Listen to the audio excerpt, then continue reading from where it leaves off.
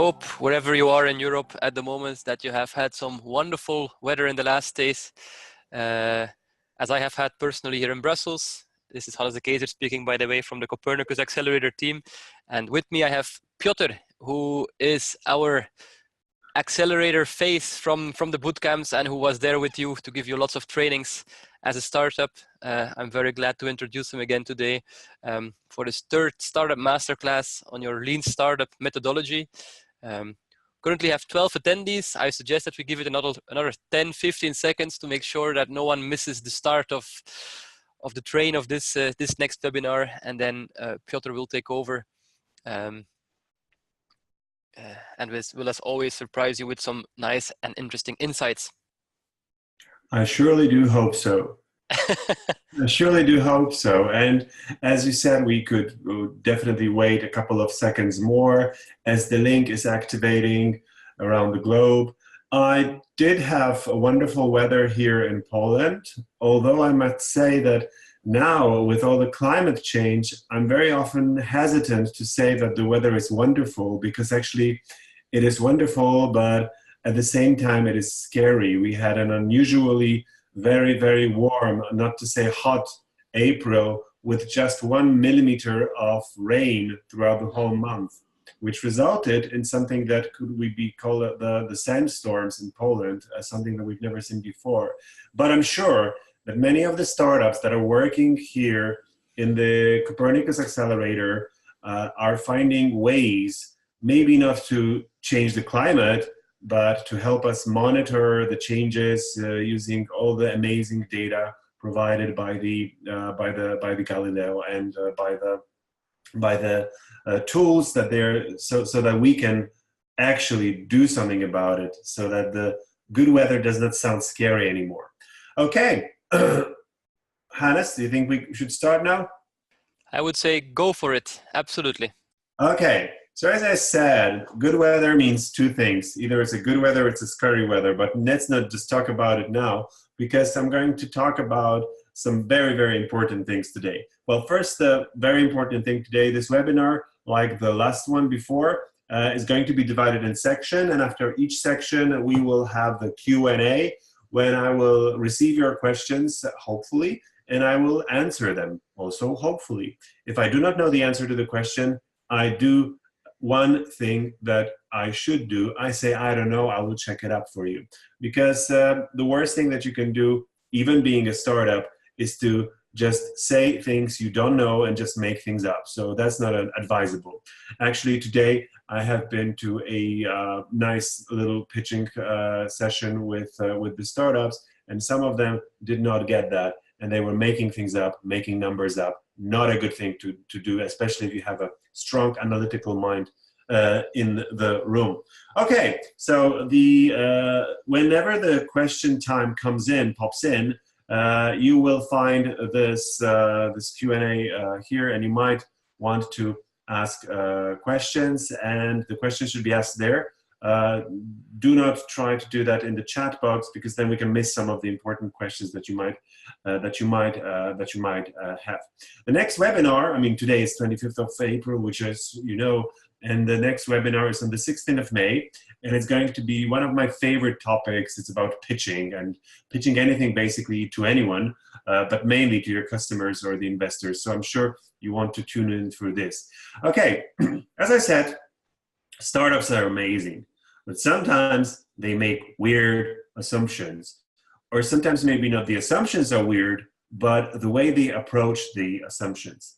A couple of days ago, I was consulting one of the startups, and they had this solution for the co-working spaces that helped co-working spaces operators benefit from the tools that they were offering. And that all seemed fine, but when I asked them, how do you know that these people are actually going to need your solution? How do you know that you actually increase the profitability of the customer? How do you actually help them? They said, we know this because it is true. And that is the wrong question that is not the wrong question, that is the wrong answer. Because the answer should be, we have this assumption and this is how we are going to test it. A successful startup differs from the one that fail with many things. But one of the things that they differ is that one can implement the lean startup methodology and the other is pure luck, or they just don't understand it. So because as Eric Ries, the father of the startup, of the lean startup, says, startup success can be engineered by following a certain process, which means it can be learned and which means it also can be taught. And lean startup, unfortunately, it's a buzzword. So a lot of people are talking about it, but some actually get it wrong. Design thinking and lean startup have become a part of sort of innovation enthusiast jargon. These relatively new methodologies, relatively new to other processes, are being used by corporates as well as startups to structure and de-risk their innovation. Some are really good, like for example, success stories from Uber, Airbnb, Facebook, Google, and they are increasingly looking into design thinking and lean startups for answers, and basically for a set of assumptions that they can later on test with experiments. But unfortunately, some people get it wrong. Well, first of all, lean startup is a methodology that defines a certain process and also a mental model. A mental model when you allow yourself to actually have uncertainty, when you allow yourself that you just don't know, where you have assumptions and then you have ways to test it. Assumptions about business model, assumptions about pricing, assumptions about the benefit of the product, assumptions about the target group, assumptions about pains, all those assumptions taking into the consideration and being constantly tested. And lean startup, I would say, is more like a skill that you can master. It's a habit that you need to acquire. It's like taking a scientific approach towards all your assumptions. And the lean startup was first coined by Steve Lang, is best defined as a blueprint for how to run a startup. In essence, the goal is to find the best product market fit. Product market fit is an expression that definitely tells that you have developed a product, solution, service, or anything else that fits the market perfectly, fits with the needs of your customers. And you do it by moving a minimum viable product through the build, measure, learn, feedback loop. And of course, we've learned that during the previous webinars, but the process is really very important. So there are, of course, a lot of success stories, and those success stories can be inspirational, like the one of Dropbox that you have definitely heard before because I've used it on numerous occasions. When I said that now Dropbox has 5 million users worldwide, but it started as a minimum viable product in the form of a 3-minute screencast showing customers what Dropbox could do. And response to this video actually enabled Dropbox to test if there was demand for the product. See, their assumption, the very risky assumption, was that there is demand for such product. So they tested it. They captured also an initial audience through a waiting list for people who actually were interested. And that's a lesson to learn. But it also goes with Zappos, okay? Another great example of lean startup, Zappos. You all know that one. It's one of the first online shoe retailers, which now sells everything from boots to bags. But when Zappos started in 1999, the founder, Nick Schwinmorn, didn't know if customers were ready to buy shoes online. He had an assumption that they are. But instead of building the whole thing, he could have done terribly wrong. He could have gone away, bought stock, developed inventory system, build a network of distribution centers, and seen if the business model took off. But instead, he wanted to test his assumption that customers would buy shoes online. And this is what he did. He approached local shoe stores, took pictures of their inventory and posted the pictures online on a basic website. If he received an order, he would go to the store, buy the shoes at a full price, and then send them directly to customers. And this way, he proved that there was a customer demand, and Zappos eventually grew into $1 billion business. And this is a huge company now, I know, but it used to be a basic generic website with pictures taken from the shop. So before making any investment, try to test as many assumptions as possible doing something like this. Another great example, General Electric. It's not just tech companies that do it. General Electric has worked closely with Lean Startup to develop Fast Work, a program designed to infuse the company's approach to product development with Lean Startup principles. So they embrace it wholeheartedly, and their whole 40,000 people have been trained, actually, the Lean Startup methodology, and now they are developing with this methodology everything from light bulbs to gas turbines. And I'm just saying this to show you that even in the stage of the company that offers hardware and products and gas turbines, they're developed after the products. And the main takeaway from this is that they are doing it 40% more cheaply than it has been before. So there's a 40% of savings in a development process. How cool is that? I mean, be it the scale of General Electric or be it the scale of your startup, 40% still is almost half of it. So I don't think I need to know the answer to the question, why a lean startup? Well, because. And you know, too many startups begin with an idea for a product that they think people want. And then they spend months, sometimes years, perfecting the product without ever showing the product. And it's especially true for the teams that consist solely of the engineers and developers who are so fascinated by the possibilities that the technology offers that they think that you build the product first and then you just actually find people to want this product. It rarely happens. So when they fail to reach broad uptake from customers, it is often because they never spoke to a prospective customers and determined whether or not the product was interesting at all in the first place. So when customers ultimately communicate through their indifference that they don't care about the idea, the startup fails. So I know it sounds like counter every philosophy that is out there, where all those companies would first build a product and then, okay, this is an amazing product, let's sell it. In lean startup, you don't do this. You have an assumption that maybe people need something. You test this assumption. So the lean startup method teaches you how to drive a startup, how to steer, when to turn, and when to persevere, and how to grow a business with maximum acceleration, saving money and saving the resources, and also pivoting at the time. So this is extremely, extremely, extremely important.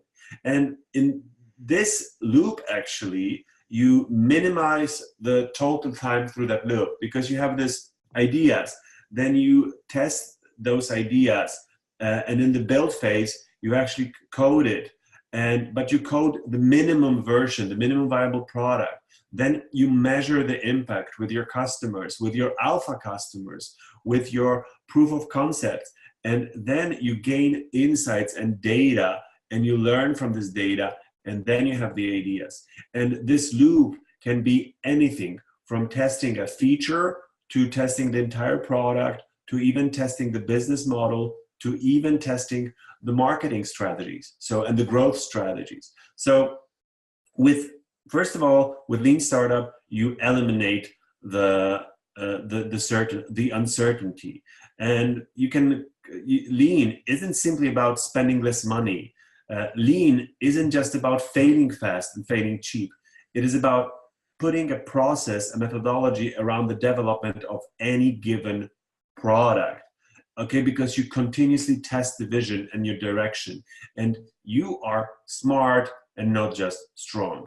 And you can actually work smarter, not harder, because this methodology has a premise that every startup is a grand experiment. This is not a finished work of art. It's a grand experiment that attempts to answer one question. And the question is not, can this product be built? Because seriously, it can be built. The question is, should this product be built? And if the answer is not, then you just take this answer and you build something else and you test it again. Or can we build a sustainable business around this set of product and services? So this experiment is more than just a theoretical inquiry. It is a first product. It is, if it's successful, it allows the manager to get started with his or her campaign. So by the time the product is really ready to be distributed widely, it will already have established customers, those first audiences that we've talked about in the MVP webinar. It will have solved real problems and offered detailed specification for what needs to be built, not for what is nice to have, but what is really important to have, what solves real problems. So, it will already have established customers, and that's very important. And that's important. It allows you to start and enlist early customers. And then those early adopters become actually the advocates for the brand, just like they did in the Dropbox case. And what is really important that with this, you minimize total time through the loop, and you can code faster because you code less actually at the very beginning. You can measure faster. And with measure faster, you can do the split test, you can do the funnel analysis, you can do cohort analysis, you can use usability tests, anything. And then you learn faster from customer interviews, from observing how your people, how your early adopters move around the website, how they are using actually the product. This is very, very important. And with Lean Startup, you obviously develop an MVP. And an MVP is something that you really know about. So I think that just to finish this, remember, my main thing about Lean Startup, it is a philosophy of managing your company or a startup where you decide that all your job is about experimenting and experimenting with the right mindset. So having said that, I would like to now have a nice Q&A, which is a question and answers before we proceed. So first I want to say hello to all those nice people who actually said hello. And now I'm listening to your questions. Okay, thanks a lot, Piotr. We do get a question from Suvrajit Saha asking whether about customers being brand and product advocates. Does this also work also in a B2B where companies wait and watch and are not so communicative? Okay. I would say, of course, we will cover that in one more webinar, which we'll have on marketing on a small budget. But the question is very good. The early customers, the early adopters, even in the business-to-business model, can become your brand advocates if you treat them honestly, and if you sort of co-develop with them the product, and that they have this in mind, that they are the first one that contributed to this actually. There is something in psychology called IKEA effect, and don't laugh, that's the real name for the effect. And this effect means that if we contribute to something, if we build something ourselves or have the sense of contributing, we value things more. And when we value things more, we tend to talk about them also. So it makes them, the early adopters also have this kind of sense of pride, especially if you put it in the right way in the communication. So for example, I remember that when Mailbox, the application that was further acquired by Dropbox, when they first released their early version, their early beta testing version, they invited people, but people had this feeling of scarcity that there is not enough room for everyone. So they made me feel like it's very special to become this beta tester of their thing. You can definitely roll it out in the business to business too. So I think that the answer to that, I will elaborate on this sort of strategies during the marketing webinar, but I think that the answer is yes. Okay. Thanks a lot for that answer, Piotr. Okay. There are no other open questions now. I suggest to give another 1-2 seconds for people who have something in their mind. Okay.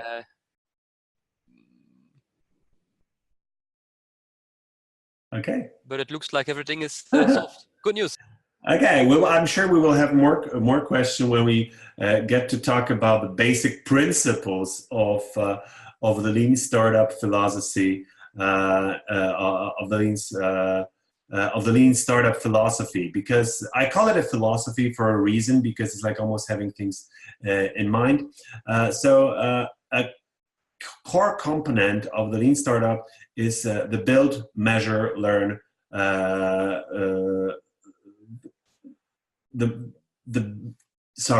Build, measure, learn, feedback loop. Sorry for that. I was stuttering for a second. The first step is figuring out the problem that needs to be solved and then developing a minimum viable product, as we discussed. Once the MVP is established, a startup can work on tuning the engines, and this will involve measurement and learning that must include actionable metrics that can demonstrate cause and effect question. And that's a very important thing. So when you have a set of data that comes with it, that comes from the MVP, you must really carefully know where's the cause, where's the effect, if there isn't the third variable that comes in place. And having said that, the most important basic principle is that entrepreneurs are everywhere, and that entrepreneurship is a management. That's the second rule. A startup is an institution, not just a product, so it requires management. And this new methodology is geared to its context. So in a startup environment, the whole team should really understand very deeply what it is. So if you're hiring, for example, if you just have 3 co-founders, but then hopefully you are expanding and you're hiring new people, you have to tell people right away during the onboarding process that this thing is managed by this thing is basically managed by the lean startup methodology. The other very important principle is this validated learning.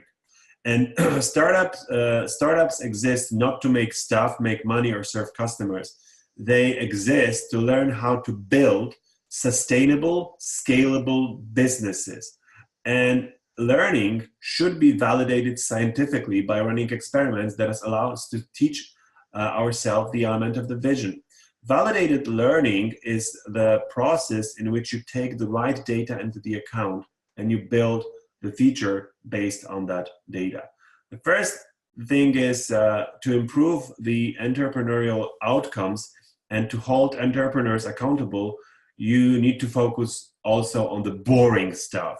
And I know it is amazing to have great ideas, and I know it's amazing to network, but you really have to have the KPIs, the metrics on how you actually measure progress. You have to learn how to set up milestones and how to prioritize work so that instead of busyness and paying attention to the details that don't need your attention, you should be really doing the right job. So for example, when the startups are really struggling first with a lot of different verticals and different target groups, I say go for the one and test it. So sort of like it would be focus yourself on one thing instead of focusing on many nice to have things.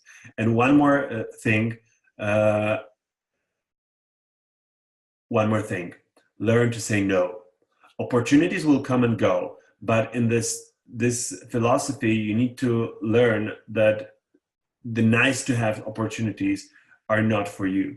There are too many startups who are hooked in this kind of environment of the startups when they meet another startup and they think, oh, it would be a nice idea to merge forces. And then it ends up like the zero traction added to zero traction. And zero solved problems to zero solved problems still equals zero.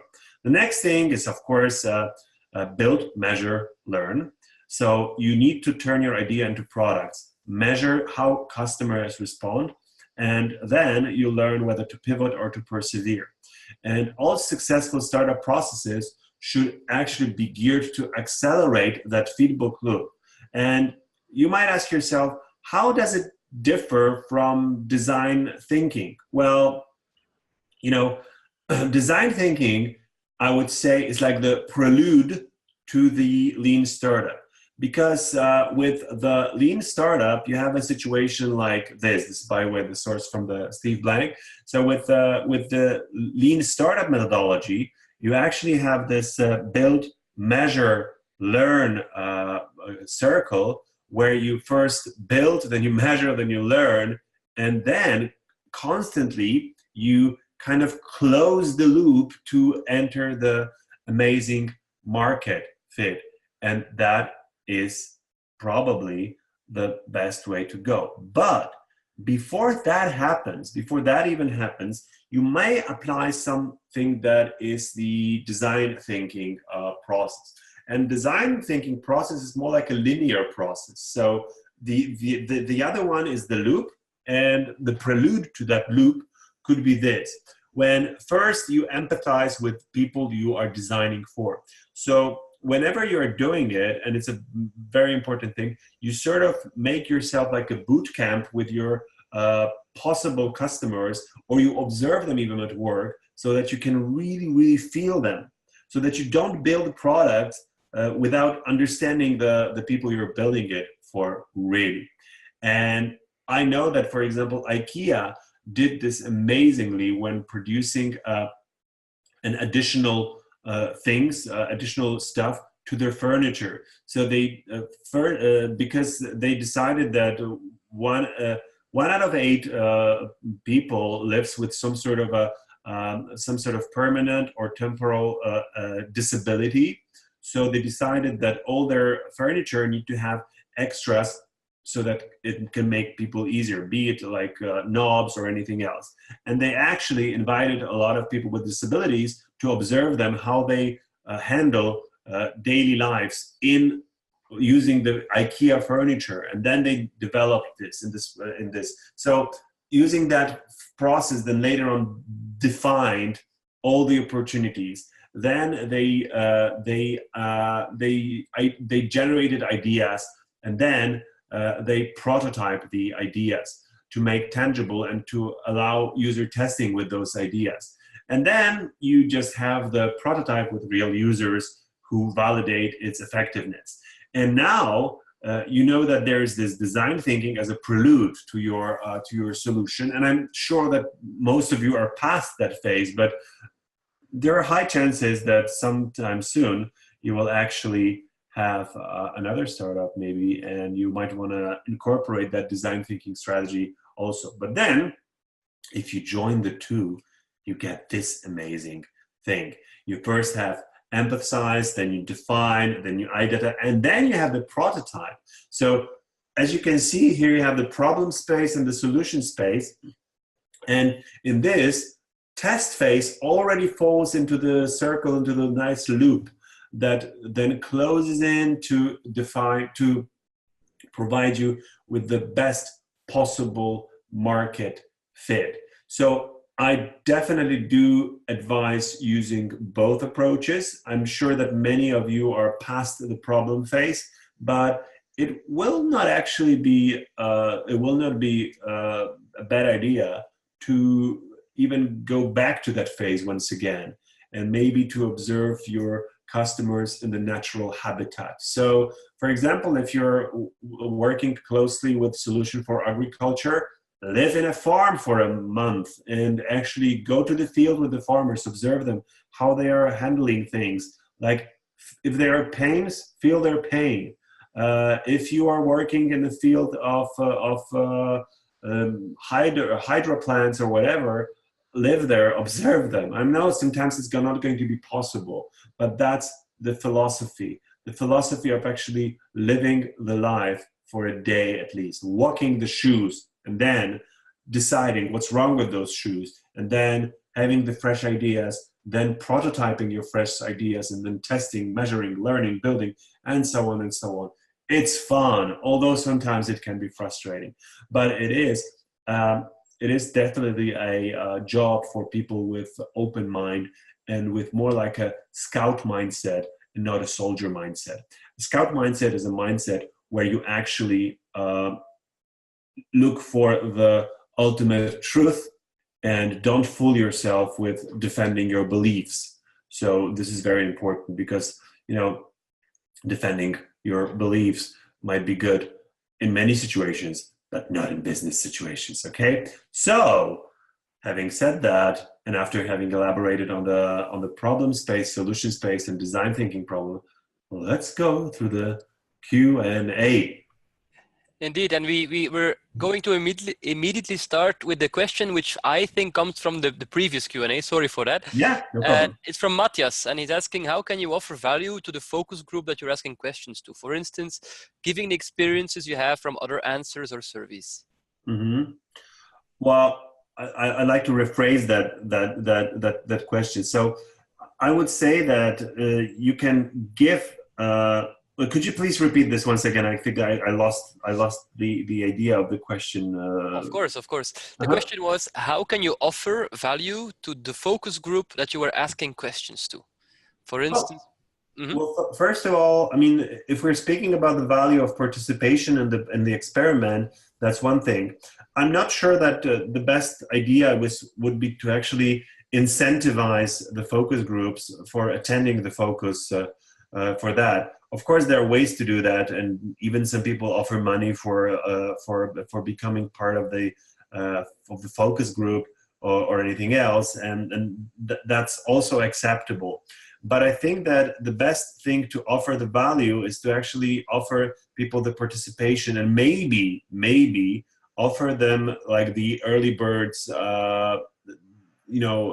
early bird perks of attending it. So, for example, if the focus group of your potential customers is attending your experimental lab or anything else, you can first of all offer them the all access to your solution. So, for example, sometimes the startups, when they give me the access to their apps, and the apps, of course, later on are going to be paid apps, but as a part of the target group and part of the research team, I would say I'm getting this for free forever. And I know it sounds kind of weird. How can we give something so precious forever? But it pays off. Trust me.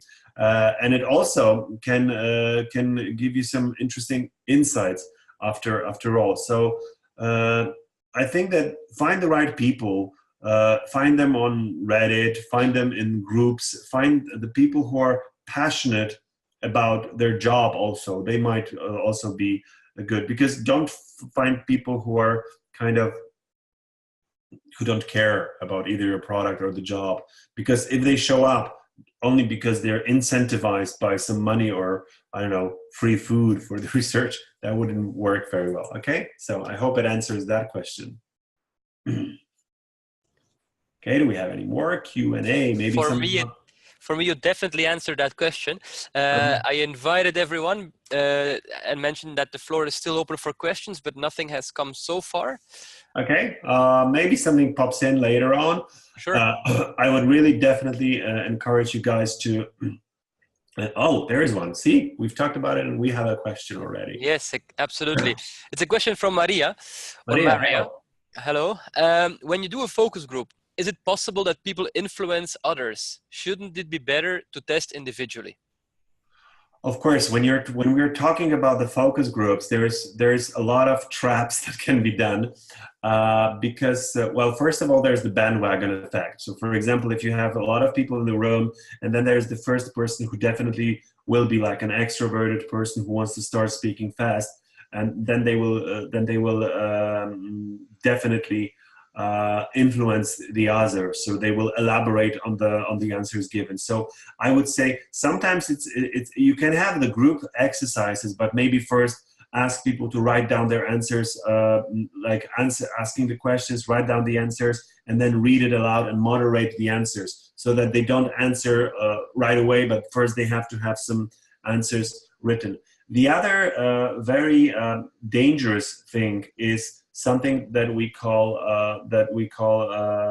the effect of social expectations, where some questions we tend to answer and we declare better behaviors or worse behaviors. So, for example, if I don't know, once ago I was working with a guy who suggested a very interesting solution where people would have this local e-commerce sort of platform where they could trade things between each other, but the part of the profit would go to carefully selected charities. And they conducted research, but during that research, they asked people the question, would you be okay, would you be fine with the prices being slightly higher if we donate this the extra money to specially selected charities, especially the local ones that solve local problems? And the biggest problem is that most people would answer to that question yes, because they want to feel good about themselves. There are not too many people who would say, no, I would never dare to give people to give money to charity, because it's socially acceptable. And the same would go if you ask people about things like, for example, discriminating behaviors. It is not welcome to have that, so maybe not many people would really, truly, honestly ask, are you biased towards your coworkers? Or are you stealing in the office? People would normally answer no, but how many people are actually taking home paper from the printers or some, pens from the office? That's stealing too. Okay, so I would say combine individual interviews with the group sometimes, but make sure that the group is not the brainstorming in the regular way, but they have written down questions first. And then the answers first, and then they moderate. Okay. Thanks, brother.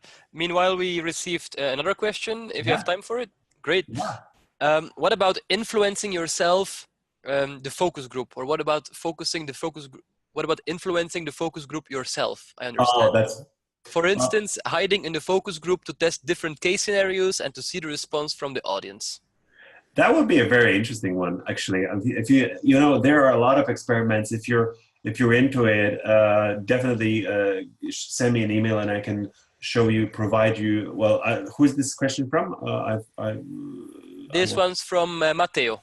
Oh, Matteo. So Matteo, if you're interested, just send me an email afterwards, and I will provide you with some interesting references to many different experiments that can be conducted, because sometimes we are sort of conducting one experiment, but in this experiment there's a hidden experiment that we're actually testing something else, just to make sure that people are really, really naturally doing it. So yes, there are a lot of things that can be done, and I think that actually doing the focus group as a sort of, I also recommend sometimes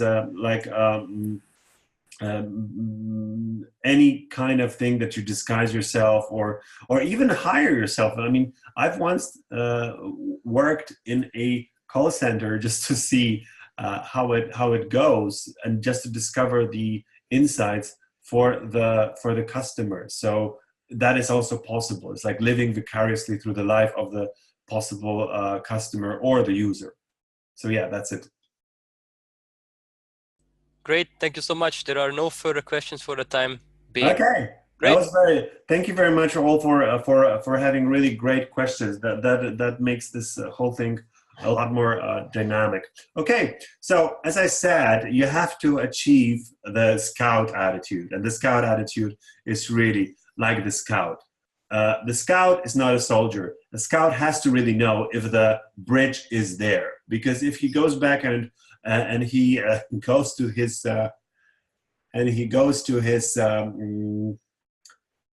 leader, he has to know the answer if the bridge is there, because he cannot send the army, the troops over the bridge that is not there. So what you need to know is constantly learn. But how? Well, some people say we don't need to learn. What we need to do is we create a business plan, okay? And honestly, in the 90s, business plan were okay, but we're not in the 90s yet. I mean, not anymore, not yet. Not in the 90s of the 21st century. So I would say that the lean startup approach is so much better than the times for this times, for the times of uncertainty. Because if you want to do the business, you are different than a large corporation. Because a business plan, that's a decades old formula. When you would write a business plan, pitch it to investors, assemble a team, introduce a product, and start selling it as hard as you can using a lot of resources. And somewhere in this sequence of events, you will probably suffer a fatal setback. The odds are not with you. There is this research that Harvard Business School shows that 75% of startups actually fail.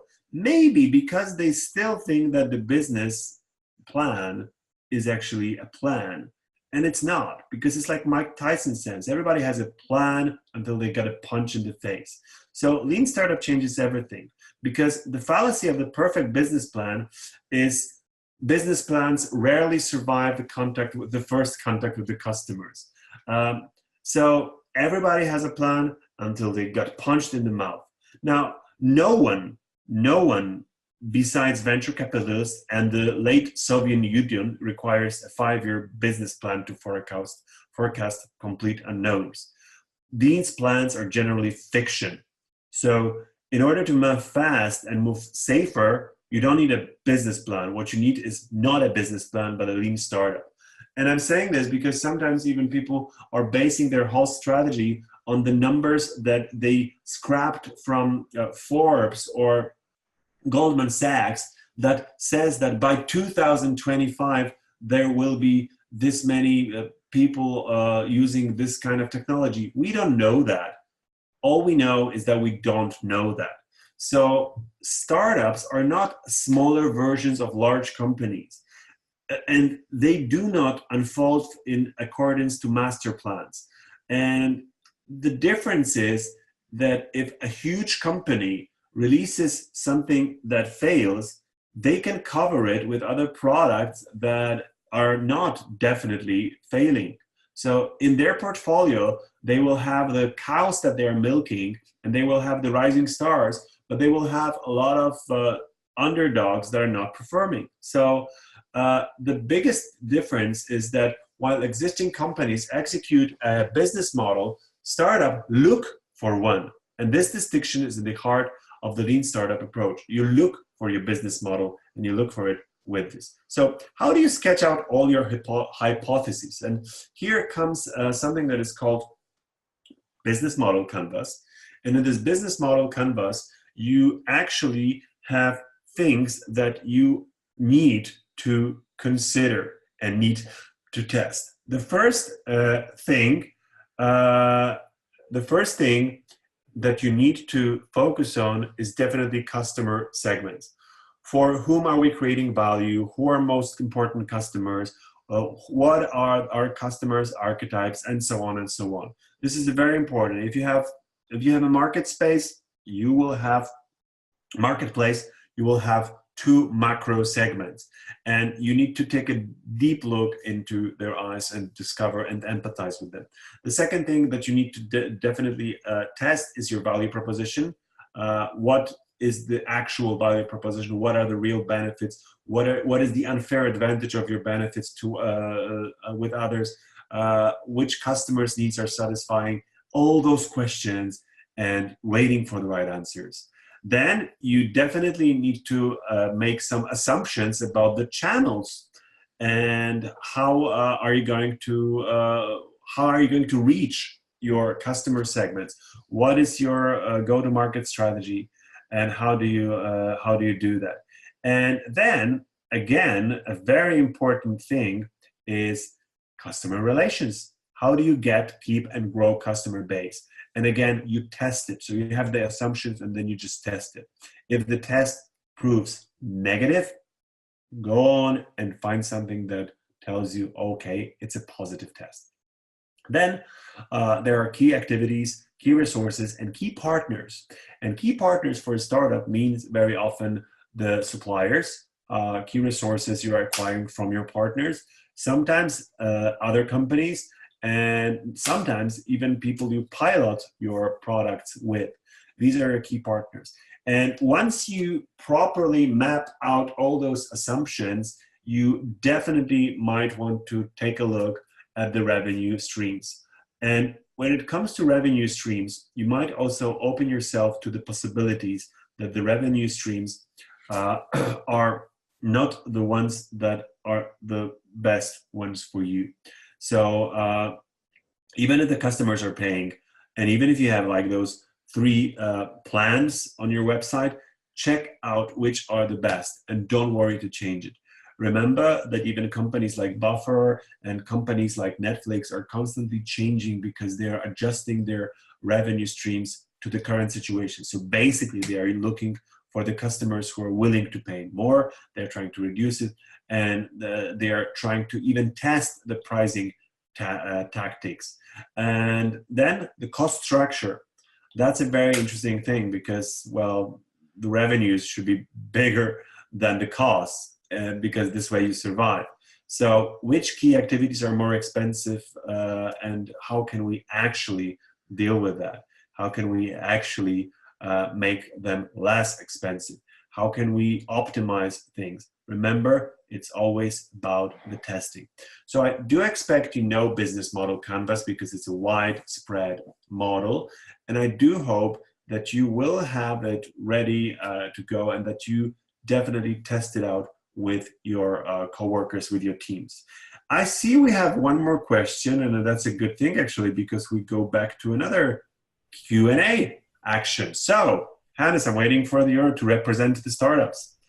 Gladly. Indeed, perfect timing for this question from Maria, who's asking or who's mentioning, but investors ask for business plans. And of course, we do not know how the market will be in 5 years. So should we imagine how it would be and make the numbers according to that? I'm not a big fan of presenting huge numbers. One thing that speaks to either investor mind or, huge numbers can make huge impressions, but they can also be incredibly misleading. One thing that actually captures my attention is a proof that there is a growing trend. So if you have some historical data and you show how the market is now and how it used to be, then I can see some correlations and some patterns. But sometimes those huge numbers from those huge companies, from those consulting agency or banks, sometimes are misleading. I mean, if you actually take something that predicts the future by 2025, and in 2025 we actually take a look at that number, it is never the same number. It is never the same.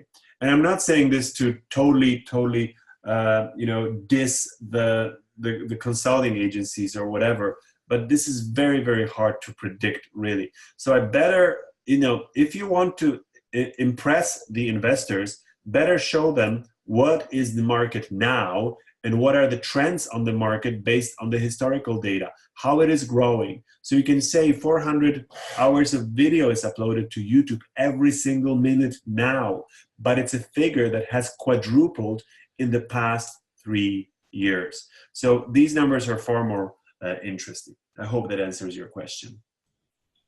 Okay? Thanks a lot, Piotr. Okay. No other questions for now, but the floor is still open, I suppose. Yeah, we will get back to the Q&A one more time. So the lean method has 3, okay, yep. Okay, the lean method has 3 key principles, and these are very important principles. First of all, acknowledge that all you have is a series of untested hypotheses, basically good guesses. And those good guesses can be then cross-checked with the get out of the building approach called customer development or design thinking.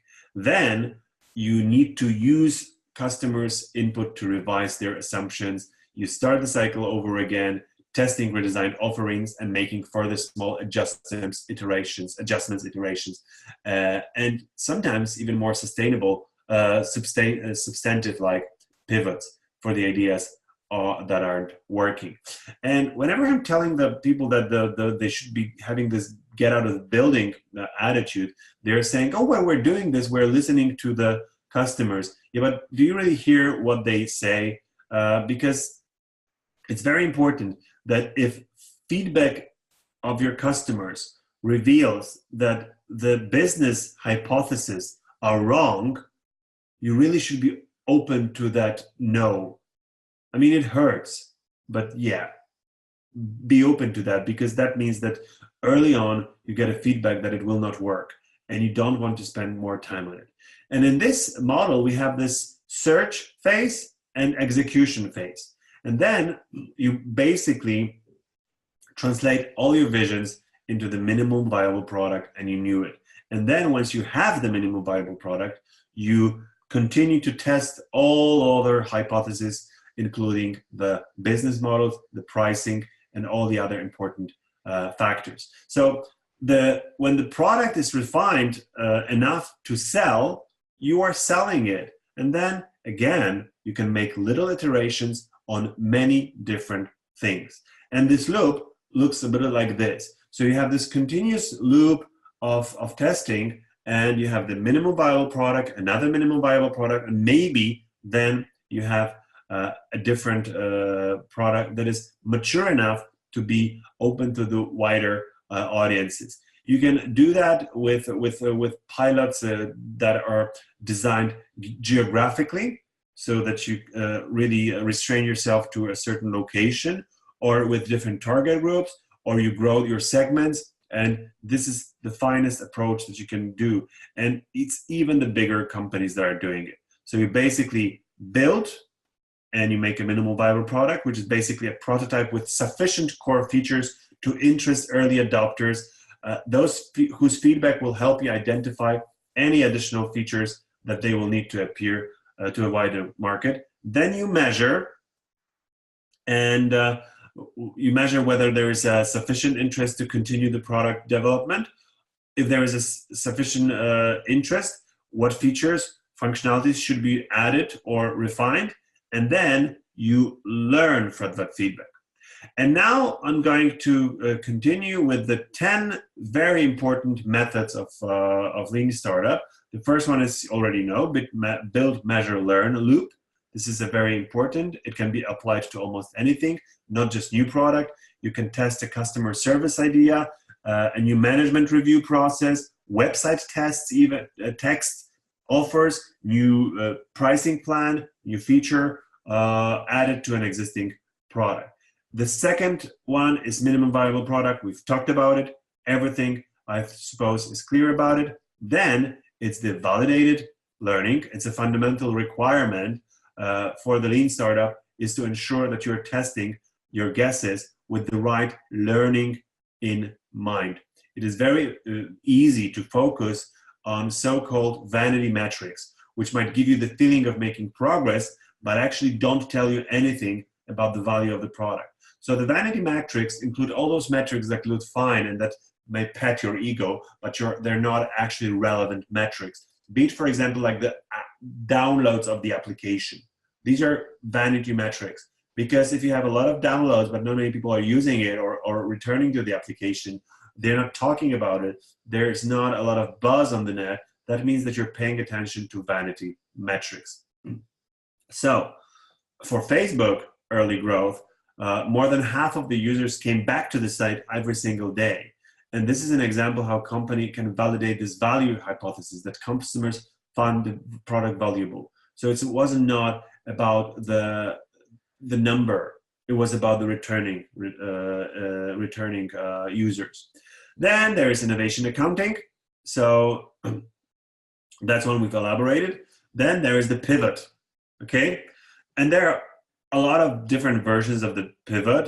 The first one is the zoom in pivot, where a single feature in the product now becomes the entire product. That can be done. For example, you get a totally negative feedback about the whole product, but one feature basically captures the imagination and captures the value for the product and for the users, and you focus on that one. Then there is the zoom out pivot, where the opposite of the above, a whole product becomes a single feature in something much larger. For example, it turns out that your product would fit in as part of the bigger technology or a bigger picture. Then there is the customer segment pivot. The product was right, but the original customer segment wasn't. So you just change to a different customer. Customer need pivot. Through validated learning, it becomes clear that a more important problem needs to be solved for the customer than the original. Then there is a platform pivot. You start off as an application, but due to success, you become a platform ecosystem, or the other way around. You become a platform ecosystem only to find out that you can be the application. Then there is the channel pivot. So, for example, the internet has created many more channel options for startups, and complex sales and advertising channels are far less dominant. So you can decide to have your sales via Instagram, for example, or via LinkedIn only, and you just quit on the website altogether. So anything goes. Then another very important thing is small batches. So the biggest advantage of working in small batches is that quality problems can be identified much sooner. So you work on small batches. Then there is the Andon Cord. So the Andon Cord, I know you're familiar with, is the Andon Cord was used by Toyota to allow any employee along the production line to call a halt to the system if a defect was discovered. And that should actually be used in your startup. So any given person in your team can halt the whole system if any sort of defect is discovered. And then there is the continuous deployment, okay? The essential lesson is not that everyone should be shipping 50 times per day, but that by reducing batch size, we can get through the build, measure, learn, feedback loop more quickly. Companies like Amazon deploy continuously. Then the Kanban. And the Kanban is another technique borrowed from the lean manufacturing world. So the Kanban has 4 states: backlogs, items which are ready to be worked on but have not yet started, in progress, built, and validated. So take it from here and implement Kanban. And then there is the 5 whys. Okay? I love this. So 5 whys is actually something like a Socratic dialogue for a startup, for a lean startup. So for example, you have a statement that is the result of your deployment, and you have a new release disabled a feature for your customers. Why? And the answer is because a particular server failed. And then you ask another question, the second question, to the first answer. Why did the server fail? Because an obscure subsystem was used in the wrong way. And then you ask the third question to the second answer. Why was it used in the wrong way? And then the answer is the engineer who used it didn't know how to use it properly. And why didn't he know how to use it properly? Because he was never trained. Why wasn't he trained? Well, the answer is because the manager doesn't believe in training new engineers because he and his team are too busy. So the general answer to the why this disabled feature for customer failed is because the manager thinks it's too busy to train people. So the 5 whys allows you to get to the bottom of the problem. I love this technique. You should love that too. Write down the answers and ask the questions, follow-up questions to the answers. And now, speaking of the answers and the questions, the last Q&A of the evening, dear friends. So what is it, B? Thanks very much, Piotr. So the floor is open for more questions. And I think this is the last opportunity, right? Yeah. So, it's everything or nothing this time. So shoot, I would say. Well, I do definitely want you to, I hope you took some notes, especially on the last technique, the 5 whys, the Kanban. These are the techniques that should be definitely implemented in your model of thinking. Lean startup is like a philosophy, it's like a school of startups. So you definitely should learn it. And remember, it's a skill you can master. It's not like a talent. It's a skill you can master. There's a question. Okay, the question is from Suvrajit Saha, stating that Kanban and innovation do not match together. It's a contradiction. Really? I wouldn't view it that way. I mean, for me personally, I mean, correct me if I'm wrong, Kanban is coming from the lean manufacturing word, and it's actually it's all about having the four states of production, where you have backlog, then you have those. It's more like, I don't see a contradiction of it being in contradiction with innovation. I think that innovation is a broad term, and I think that Kanban can support innovation in terms of putting things in the right order. That first you have the backlog of the elements that you want to test, the hypothesis, and that you have prioritized. Then you actually have things in progress, and then you have things that are built, and then you have validated things. So I think, well, I don't know. It doesn't actually seem so contradictory to me. Okay. Okay, that seems clear. No further questions at this stage. Now. Well, I do encourage you to definitely, I mean, like I said with Matteo's case, if you want some further reference on some interesting experiments that can be done, the quality of the research and everything, I do recommend writing me an email. I think that everyone now is equipped with my email, so you can write to me, and I will definitely take time to help you guys. Remember that on the 16th of May, we meet each other during the pitch webinar, the Pitch Anything webinar. I really do recommend coming to that one, because I know that a great pitch will not save a bad product, but a bad pitch can actually bury a decent product. And trust me, being the mentor and judge at many competitions, I can see so many people struggling with delivering the message right when it comes to pitching. And I know, well, business is business, but never now and then you need to talk about your business. So I hope to see you. Anyways, I think it's the end. Thanks a lot, Piotr. We should have a little lion popping up and growling, as it was the case in Disney movies in the past, right? Yeah. Thank you so much. Of course, as everyone knows, this webinar is recorded and will appear on YouTube. So if people forgot to take notes during what you said about Kanban and the 5 whys, they can listen there and take them again, I would say. Yeah. Take snaps of the slides and everything. So voilà.